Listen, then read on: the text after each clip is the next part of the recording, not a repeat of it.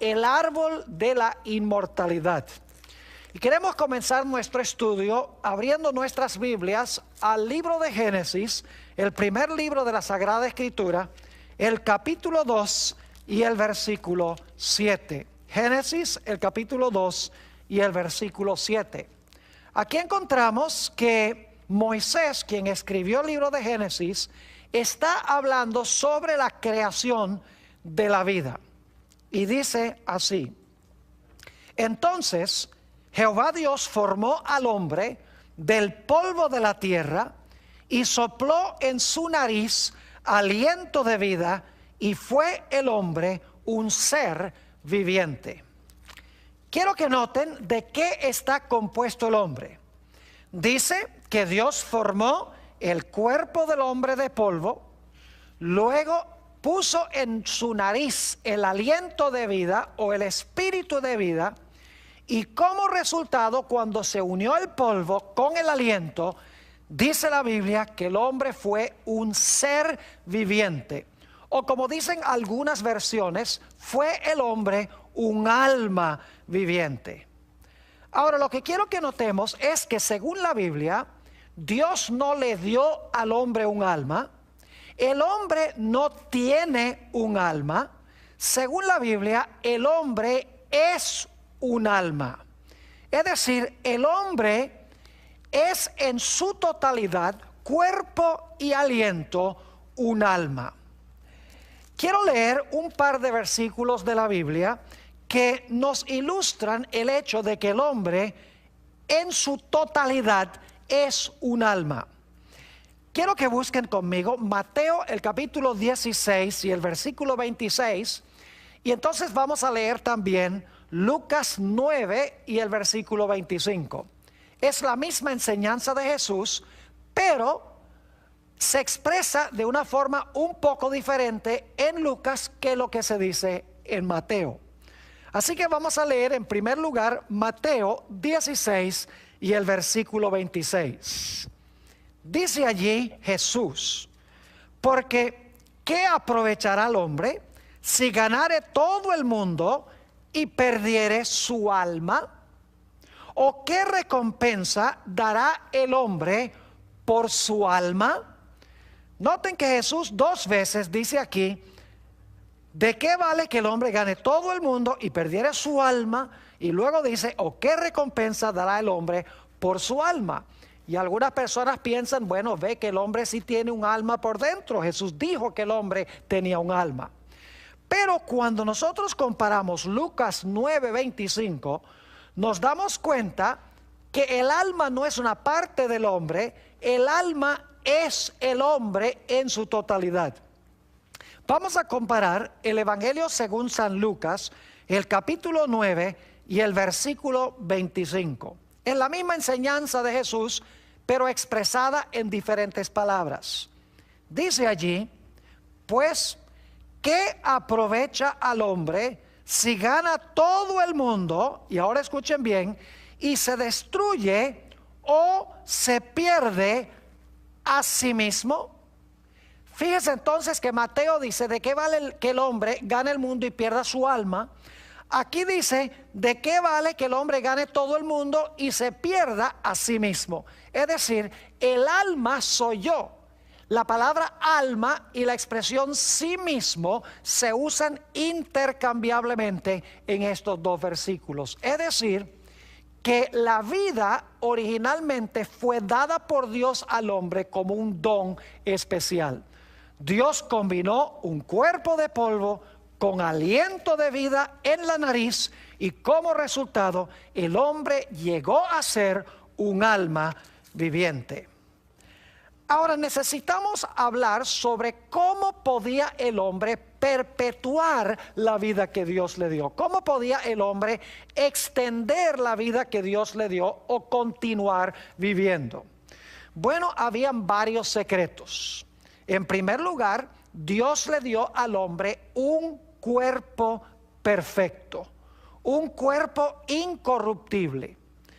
En segundo lugar, Dios colocó al hombre en un medio ambiente perfecto donde no había infecciones, no había bacterias, no había virus, no había enfermedades. Es decir, tenía un cuerpo perfecto en un medio ambiente perfecto. Además de eso, la Biblia nos dice que Dios le dio al hombre leyes de la salud que el hombre por naturaleza obedecía. Es decir, el hombre con un cuerpo perfecto, en un mundo perfecto, obedeciendo leyes de la salud perfectas, el hombre no se iba a enfermar ni iba a morir. Pero había otro elemento clave para que el hombre pudiera perpetuar o extender su vida. Aún teniendo un cuerpo perfecto, aún teniendo un ambiente perfecto y obedeciendo leyes perfectas, sin este último elemento, el hombre no podía continuar viviendo. ¿Y a qué me estoy refiriendo yo? Estoy hablando del árbol de la vida. Noten lo que dice Génesis, el capítulo 2 y el versículo 9. Génesis 2 y el versículo 9. Dice allí: y Jehová Dios hizo nacer de la tierra todo árbol delicioso a la vista y bueno para comer. También el árbol de vida, noten, el árbol de vida en medio del huerto y el árbol de la ciencia del bien y del mal. En unos momentos vamos a hablar del árbol de la ciencia del bien y del mal. Pero quiero que noten que Dios colocó en medio del huerto el árbol de la vida. Y vamos a encontrar que para que el hombre pudiera continuar viviendo, el hombre debía continuar comiendo regularmente del árbol de la vida. Es decir, el hombre no tenía vida propia, vida inherente. La vida del hombre dependía del árbol de Dios. Es decir, la vida del hombre era contingente, no era absoluta y propia. Podríamos pensar del árbol de la vida como un cargador de baterías. Ustedes saben que, por ejemplo, si tienen un teléfono celular, necesitan regularmente conectar el cargador de baterías del celular para que el celular pueda recobrar su energía. O si no, el celular, por así decirlo, se muere. De la misma manera sucedió con el hombre. Dios colocó el árbol en el huerto y el hombre debía regularmente, y yo creo que era mensualmente, veremos un poco más adelante, el hombre debía venir y comer del árbol de la vida, y de esa manera iba a reabastecer la energía que Dios le había dado originalmente. Permítame leerles un par de citas. En realidad son 3 citas. 2 son de la autora Elena White y una cita es de otro teólogo con el nombre de Wheeler Robinson sobre el árbol de la vida. La primera cita la encontramos en el libro Testimonios para la Iglesia, tomo 8, página 288, donde dice la autora lo siguiente: el fruto del árbol de la vida en el huerto de Edén tenía poder sobrenatural. Noten, el fruto tenía poder sobrenatural. Sigue diciendo: comer de él significaba vivir para siempre. Su fruto era el antídoto de la muerte. Sus hojas tenían el fin de perpetuar la vida y la inmortalidad.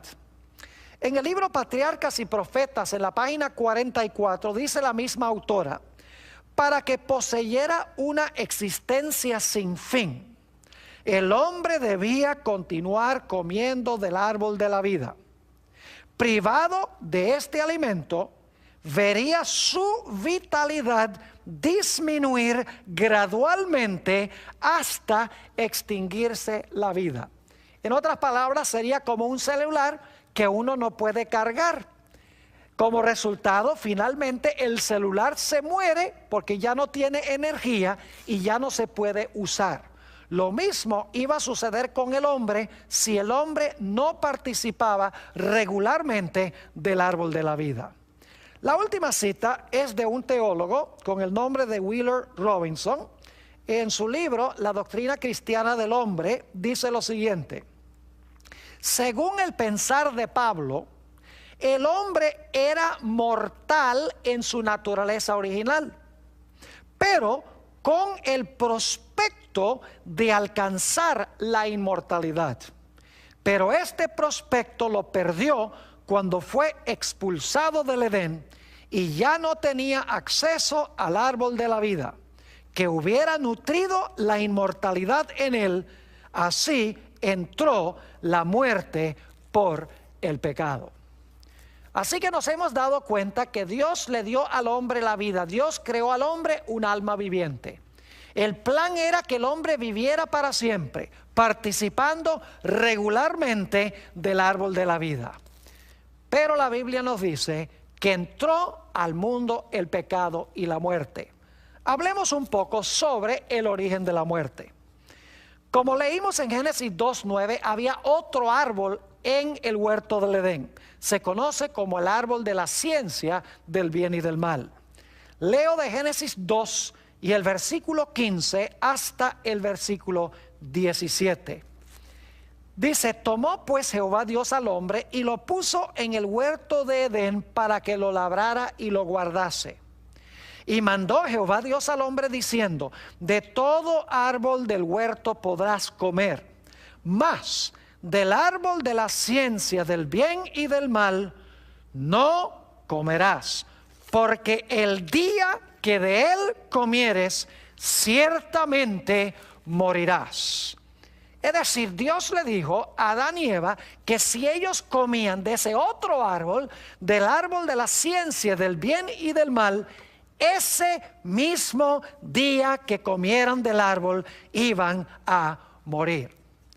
Ahora yo quiero que ustedes noten que en el huerto del Edén había otro personaje que odiaba a Dios y quería compartir con Adán y Eva una gran mentira. Se trata de la serpiente antigua, el diablo y Satanás. Dios había dicho: el día que comas del árbol, ese día vas a morir. Pero noten lo que dijo la serpiente en Génesis el capítulo 3 y el versículo 4. Entonces la serpiente dijo a la mujer: no moriréis. Ahora surge la pregunta: ¿quién tenía razón? ¿Tenía razón Dios cuando dijo que si comía Adán y si comía Eva del árbol iban a morir? ¿O tenía razón Satanás cuando dijo: si comen del árbol no van a morir? La realidad es que la palabra de Dios se mostró verídica. Noten en Génesis 3 y el versículo 6 que Adán y Eva desobedecieron el mandato de Dios y comieron del árbol de la ciencia del bien y del mal. Dice allí en Génesis 3:6: y vio la mujer que el árbol era bueno para comer y que era agradable a los ojos y árbol codiciable para alcanzar la sabiduría, y tomó de su fruto y comió, y dio también a su marido, el cual comió así como ella. Ahora se debía demostrar si iban a morir o si no iban a morir. Dios dijo que si comían de ese árbol iban a morir. Satanás dijo: si comen del árbol no van a morir. ¿Quién tenía razón? En Génesis 3 y el versículo 19, Dios pronunció la sentencia sobre Adán.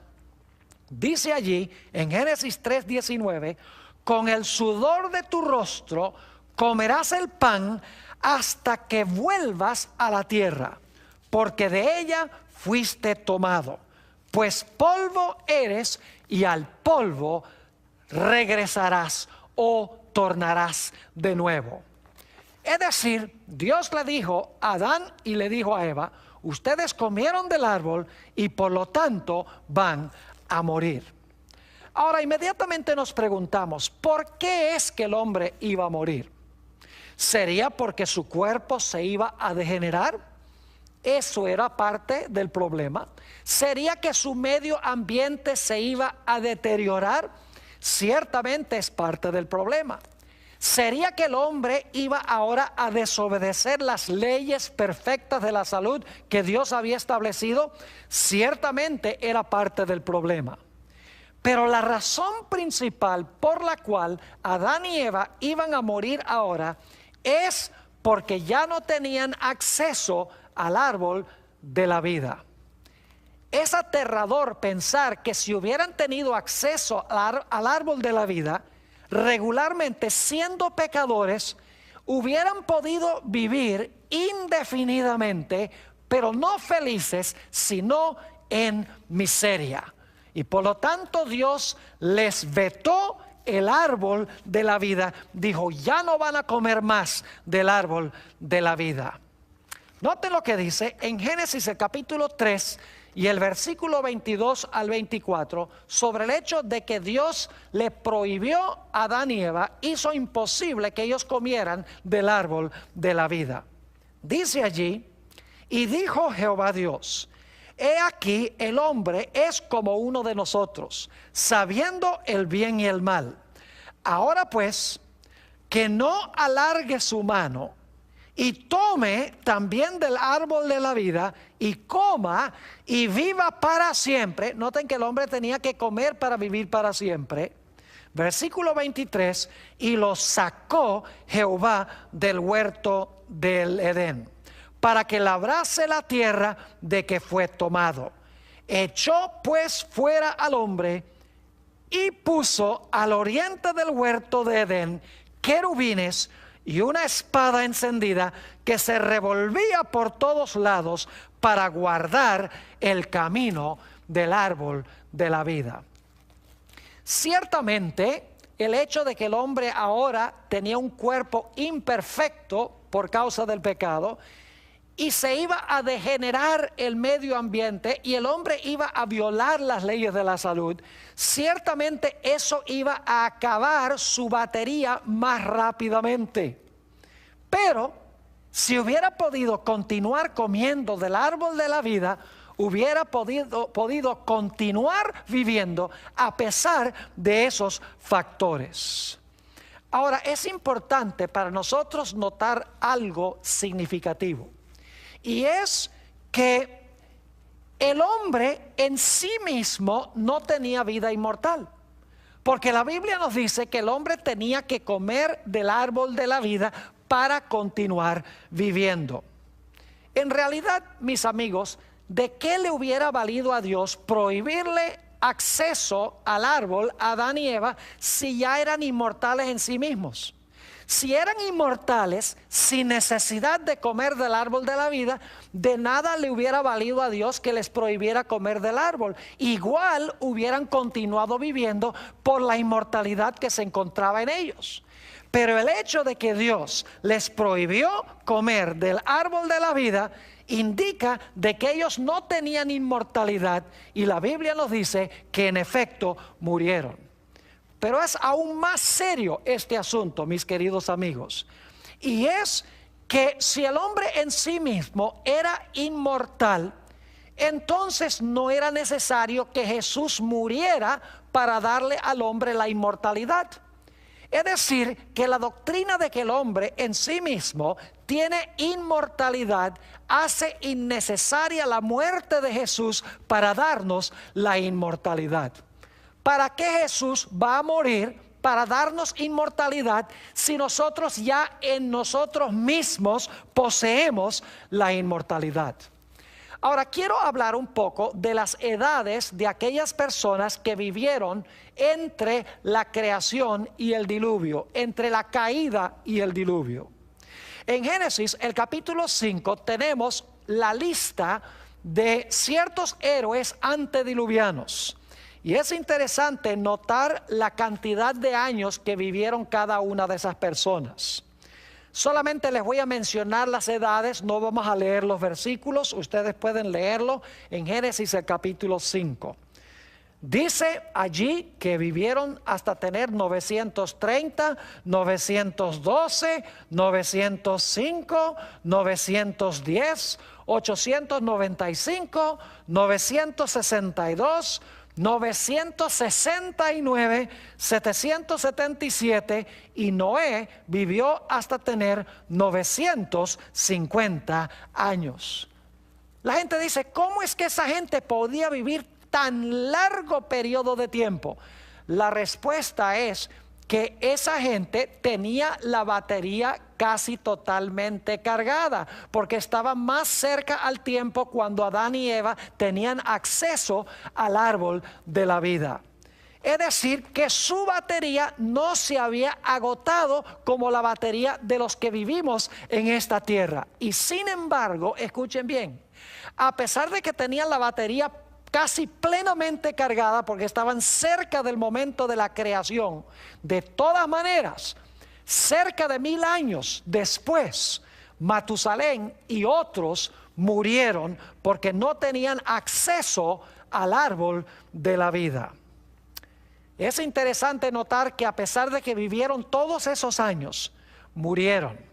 En efecto, en Génesis el capítulo 5, se usa una fórmula muy interesante para hablar de cada una de esas personas, con la excepción de Enoc, que la Biblia dice que fue trasladado al cielo de entre los vivos. Pero los otros 9 que se mencionan en Génesis 5, se usa una fórmula en Génesis 5:5, 5:7, versículo 10, versículo 13, versículo 16, versículo 19, versículo 27, versículo 30 y el capítulo 9 y el versículo 29 se usa la fórmula y murió. Es decir, que la palabra de Dios se mostró verídica y cierta. El hombre no siguió viviendo indefinidamente, como dijo Satanás la serpiente, sino que se comprobó que si el hombre comía del árbol iba a morir. En efecto, en Romanos 6 y el versículo 23 nos dice: la paga del pecado es muerte. Dios tenía razón. ¿Por qué vivieron tanto tiempo aquellas personas antes del diluvio? Quiero leerles una cita que se encuentra en el Comentario Bíblico Adventista, tomo 7, página 988, sobre la razón por la cual los antediluvianos vivieron tanto tiempo. Dice la autora: al comer Adán y Eva de este árbol, reconocieron que dependían de Dios. El árbol tenía poder para perpetuar la vida, y mientras comieran de él, no podían morir. Los antediluvianos fueron tan longevos, es decir, vivieron tanto tiempo, porque recibieron de Adán y Eva el poder vivificante que impartía este árbol. Es decir, que la fuente de vida del hombre no estaba dentro de ellos en un alma inmortal. La fuente de la vida se encontraba fuera de ellos en el árbol de Dios. Si no podían comer del árbol, aunque tenían la batería bien cargada, últimamente iban a morir. Y eso es lo que pasó con toda esa generación. ¿Qué diríamos de la longitud de vida de aquellas personas que vivieron entre el diluvio y los días del patriarca Abraham? En Génesis el capítulo 11 tenemos la longitud de vida de estas personas. No voy a leer los versículos, pero les voy a decir las edades de aquellos que vivieron desde el tiempo de Noé hasta el tiempo de Abraham. Varios centenares de años. Dice en Génesis 11 que vivieron hasta tener 600, 438, 433, 464, 239 y otra persona también vivió 239, 230, 148, 205 y 175. Ahora, había varios factores que llevaron a que las edades se acortaran tanto. Entre ellas estaba la idea de que el hombre tenía un cuerpo cada vez más imperfecto por causa del pecado. Además de eso, después del diluvio, el medio ambiente se dañó muy rápidamente. Y luego la Biblia nos dice que los seres humanos violaban las leyes de la salud que Dios había dado. Es decir, por estos factores se deterioró el periodo de vida de estas personas, y no pudiendo comer del árbol de la vida, finalmente su vida se extinguió. Nuevamente se comprueba que ellos no eran inmortales en sí mismos, tenían que haber comido del árbol de la vida para continuar viviendo. Ahora hablemos de la longitud de vida en los días de Moisés. Estos son varios centenares de años después de Abraham. Nos dice en Deuteronomio 34 y el versículo 7 que Moisés vivió hasta tener 120 años. Es un periodo considerable, pero fíjense que aún hasta los días de Moisés había disminuido aún más el periodo de vida del ser humano. Por violar las leyes de la salud, por un medio ambiente cada vez más dañado, por un cuerpo humano afectado por el pecado y especialmente por no comer del árbol de la vida. Ahora, ¿qué dice David en cuanto a la longitud de vida? Ahora estamos hablando de un periodo aproximadamente 500 años después de Moisés. En el Salmo 90 y el versículo 10, el rey David nos habla de la longitud de vida de los seres humanos hoy. Dice ahí en el Salmo 90 y el versículo 10, los días de nuestra edad son 70 años, y si en los más robustos son 80 años, con todo su fortaleza es molestia y trabajo, porque pronto pasan y volamos. Es decir, a partir de los días de David, la longitud de vida disminuyó hasta 70 o hasta máximo 80 años. Ahora hay excepciones, hay personas que viven hasta 100, hasta 105, pero son las excepciones a la regla. Ahora necesitamos regresar a un punto que tratamos hace unos momentos. Ustedes recuerdan que Dios le dijo a Adán y Eva que el día que ellos comieran del árbol de la ciencia del bien y el mal, ese mismo día iban a morir. Quiero leer nuevamente ese texto en Génesis el capítulo 2 y el versículo 16 y 17. Dice allí, de todo árbol del huerto podrás comer, mas del árbol de la ciencia del bien y del mal no comerás. Y luego dice, porque el día que de él comieres, ciertamente morirás. Inmediatamente nos preguntamos, ¿por qué razón Adán y Eva no murieron ese mismo día? Ya hemos visto que Adán vivió hasta tener 930 años. Según dijo Dios, deberían haber muerto ese mismo día. Aquí llegamos a un punto que nos trae gran esperanza. Porque el hombre, como hemos visto, no podía comer del árbol de la vida. Entonces la pregunta es, ¿tenía el hombre alguna esperanza de poder vivir eternamente a pesar de haber pecado? Nos dice en Génesis el capítulo 3 y el versículo 21 que el mismo día que Adán y Eva pecaron, se realizó un evento supremamente importante. Hubo una muerte el día en que Adán y Eva pecaron, pero no fueron ellos. ¿Y por qué no fueron ellos?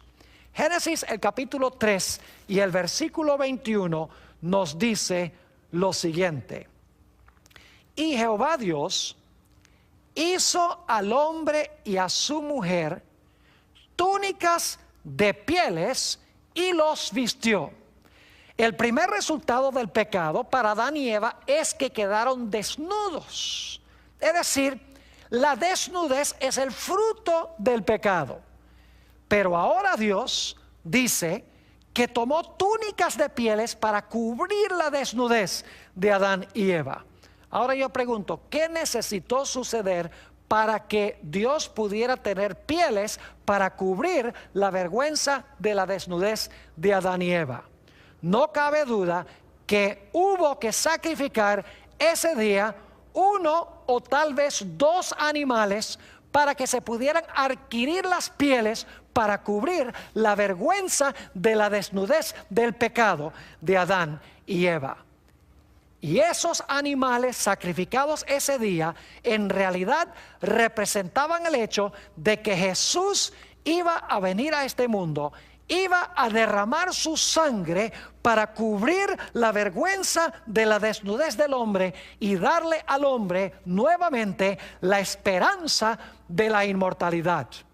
Alguno dirá, pero pastor, ¿por dónde dice la Biblia que el sacrificio de Jesús estaba prefigurado en el sacrificio de ese animal o de esos animales?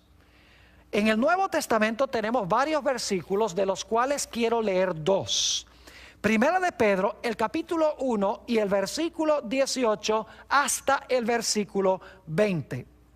Dice allí el apóstol San Pedro: sabiendo que fuisteis rescatados de vuestra vana manera de vivir, la cual recibisteis de vuestros padres, no con cosas corruptibles, es decir, no fuimos rescatados con cosas corruptibles como oro o plata, sino con la sangre preciosa de Cristo, como de un cordero sin mancha y sin contaminación. Y ahora escuchen bien, ya destinado, es decir, destinado a morir como el cordero, desde antes de la fundación del mundo, pero manifestado en los postreros tiempos por amor de vosotros. Es decir, Jesús se manifestó en la época cuando escribió el apóstol Pedro, pero dice aquí que ya estaba destinado a morir desde antes de la fundación del mundo. Y en Apocalipsis 13 y el versículo 8 tenemos otro versículo que claramente indica de que el plan de salvación había sido elaborado aún antes de que el hombre pecara. Dice en Apocalipsis 13:8, hablando de la adoración que le van a rendir a la bestia, esa no es la parte que quiero recalcar, dice: y la adoraron todos los moradores de la tierra, cuyos nombres no estaban escritos en el libro de la vida del Cordero, que fue inmolado desde el principio del mundo. Fíjense que nos dice aquí que el Cordero fue inmolado desde el principio del mundo. Es decir, que el mismo día que Adán y Eva pecaron, ese día debían haber muerto Adán y Eva, pero ese mismo día se sacrificó un animal o posiblemente dos animales, y de esa manera Jesús estaba indicándole a Adán y Eva que Él era el Cordero que en el futuro iba a venir para pagar la deuda de pecado de ellos. Ahora, la Biblia, mis queridos amigos, enseña que solamente Dios tiene inmortalidad. Nuevamente repito, si el hombre era inmortal en sí mismo, ¿para qué tenía que morir Jesús para darle lo que ya tenía? Quiero leer de 2 de Timoteo el capítulo 1 y el versículo 10, a donde nos habla de la inmortalidad y a quién le pertenece. Dice en 2 de Timoteo 1 y el versículo 10, hablando de la manifestación de Jesús en esos días, dice: pero ahora ha sido manifestada por la aparición de nuestro Salvador Jesucristo, el cual, ahora escuchen bien, quitó la muerte y sacó a la luz vida y la inmortalidad por el Evangelio. Fíjense que Jesús sacó a la luz la vida y la inmortalidad y abolió la muerte. Pero si el hombre es inmortal, ¿para qué había que abolir la muerte si el hombre ya no podía morir porque era inmortal? La Biblia nos dice claramente que Jesús quitó la muerte, y cuando Él murió, Él trajo al hombre nuevamente la posibilidad de la inmortalidad por medio del Evangelio. En Romanos 2 y el versículo 6 y 7 tenemos otro texto muy interesante donde nos dice que nosotros tenemos que buscar la inmortalidad. Ahora, mis queridos amigos, si tenemos que buscar la inmortalidad, obviamente no la tenemos ya. Dice allí el apóstol San Pablo en el libro de los Romanos, el capítulo 2 y el versículo 6 y 7, el cual pagará a cada uno conforme a sus obras. Vida eterna a los que, perseverando en bien hacer, noten, buscan gloria y honra e inmortalidad. Es decir, la inmortalidad hay que buscarla. Y por lo tanto significa que no la tenemos por naturaleza. Jesús trajo la inmortalidad a la luz a través del Evangelio, a través de su muerte. Obviamente, si Jesús trae la inmortalidad, yo no la poseo en mí mismo ya. Pero alguno dirá, pastor, entonces si yo acepto a Cristo, si yo acepto el Evangelio y Cristo me da a mí el don de la inmortalidad, ¿por qué aún nosotros morimos? Si nos da la inmortalidad, si nos garantiza la inmortalidad, entonces ¿por qué es que nosotros todavía morimos? Permítame explicarles que la muerte que nosotros sufrimos, aun cuando hemos aceptado a Jesús, según la Biblia no significa absolutamente nada. Porque solamente es un sueño, es un momento de silencio hasta que Jesús regrese a este mundo para darnos el toque final de la inmortalidad. Note lo que dice en Primera de Tesalonicenses, el capítulo 4 y los versículos 15 al 17. Este es un pasaje muy hermoso sobre la resurrección cuando Jesús venga.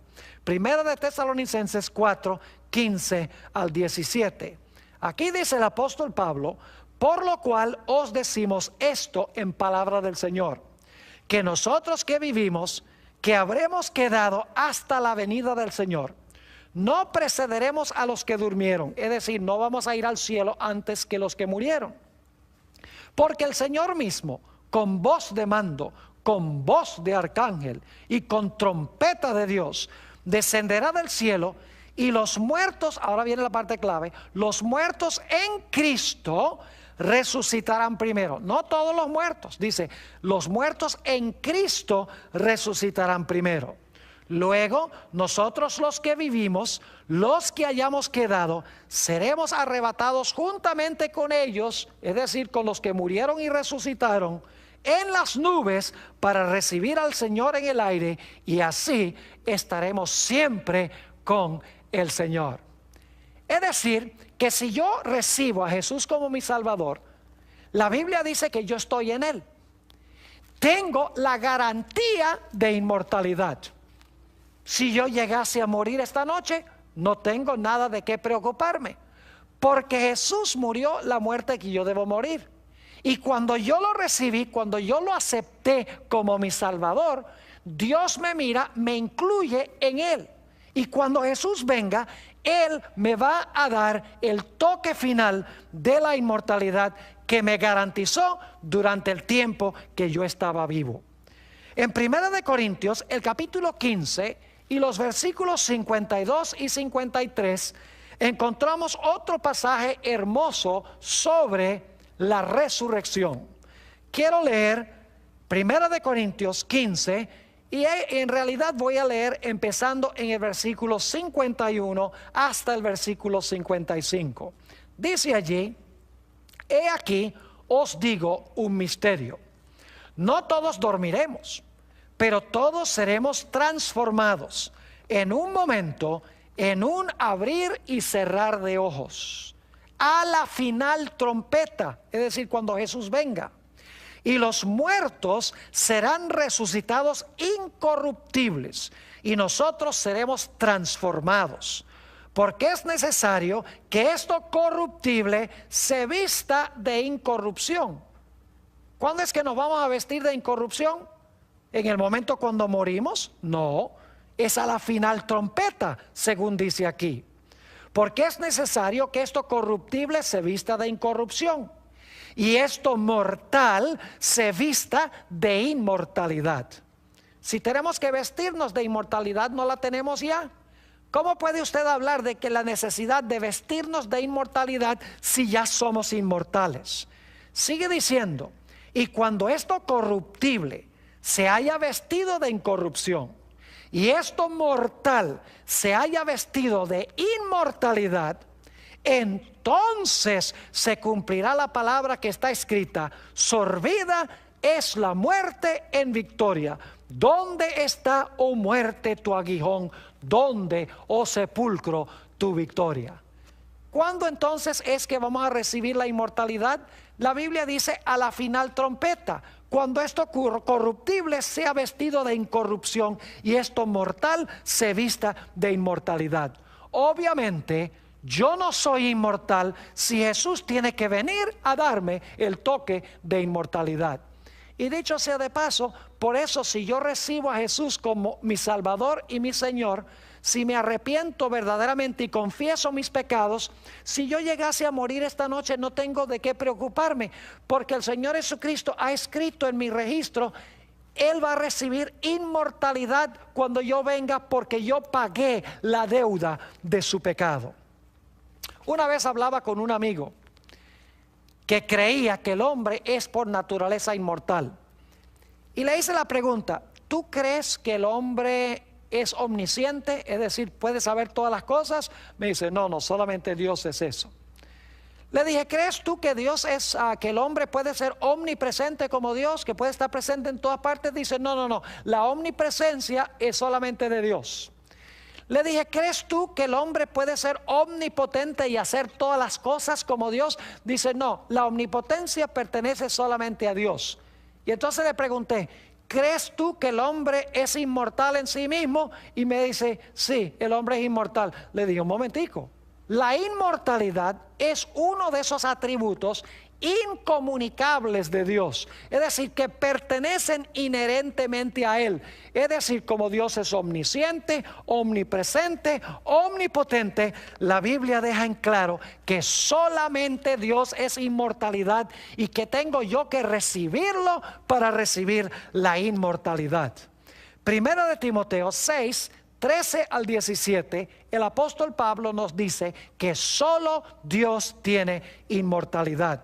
Dice allí, te mando delante de Dios que da vida a todas las cosas, y de Jesucristo que dio testimonio de la buena profesión delante de Poncio Pilato, que guardes el mandamiento sin mácula ni reprensión, hasta la aparición de nuestro Señor Jesucristo, la cual a su tiempo mostrará el bienaventurado y solo soberano, Rey de reyes y Señor de señores, y ahora escuchen bien, el único que tiene inmortalidad.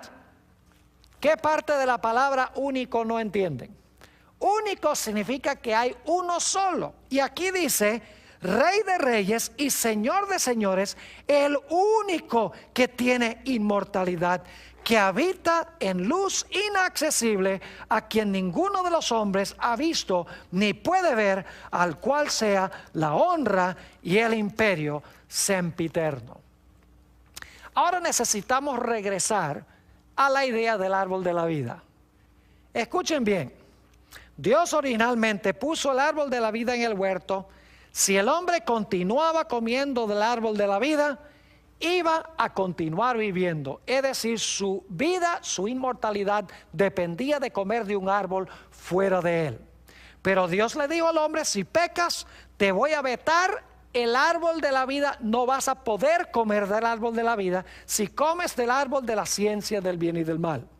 El hombre comió del árbol de la ciencia del bien y del mal. Por lo tanto, Dios sacó a Adán y Eva del huerto, a todos sus descendientes ya no podían comer del árbol de la vida, y por lo tanto los seres humanos murieron.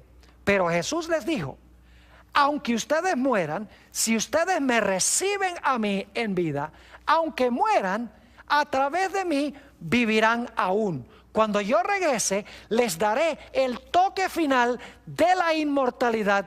Los voy a resucitar del sepulcro para que puedan vivir para siempre conmigo. Y ahora llegamos al punto crucial. Y es que cuando Jesús resucite a sus hijos, nuevamente tendremos el privilegio de participar del árbol de la vida. Es decir, mis queridos amigos, que nuevamente la vida que tendremos no será nuestra propia, la inmortalidad no será inherente o innata, sino que la inmortalidad seguirá siendo un don de Dios y tendremos que ir al cargador de baterías aún en el cielo y en la tierra nueva para comer del árbol y así continuar viviendo. De esta manera Dios quiere enseñarnos que nuestra vida no radica en un alma inmortal que tenemos por dentro, que nuestra vida se encuentra sola y exclusivamente en Él. Quiero leer algunos versículos que hablan de la restauración del hombre al árbol de la vida. Apocalipsis, el capítulo 21 y el versículo 4, hablando del momento cuando termine el pecado y la miseria en este mundo, dice lo siguiente: enjugará Dios toda lágrima de los ojos de ellos, y ya no habrá muerte, ni habrá más llanto, ni clamor, ni dolor, porque las primeras cosas pasaron. Noten que aquí dice que ya no habrá más muerte. Y la pregunta clave es, ¿por qué no habrá más muerte? Vamos al libro de Isaías, el capítulo 66 y los versículos 22 y 23. Isaías 66 y los versículos 22 y 23. Cuando lleguemos a la Nueva Jerusalén, la Biblia nos enseña que vamos a ir de mes en mes a hacer algo especial allí. Y también de sábado en sábado. Dice en Isaías 66, 22 y 23, está hablando Dios: porque como los cielos nuevos y la nueva tierra que yo hago permanecerán delante de mí, dice Jehová, así permanecerá vuestra descendencia y vuestro nombre. Y ahora escuchen bien: y de mes en mes y de día de reposo en día de reposo vendrán todos a adorar delante de mí, dijo Jehová.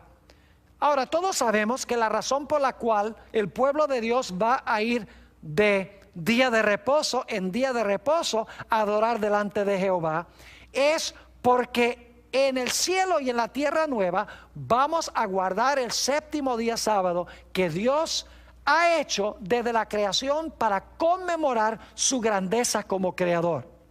Pero ¿por qué dice aquí que vamos a ir a adorar a Dios de mes en mes?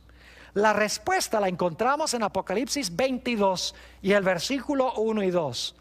Mis amigos y hermanos, vamos a ser restaurados nuevamente al árbol de la vida.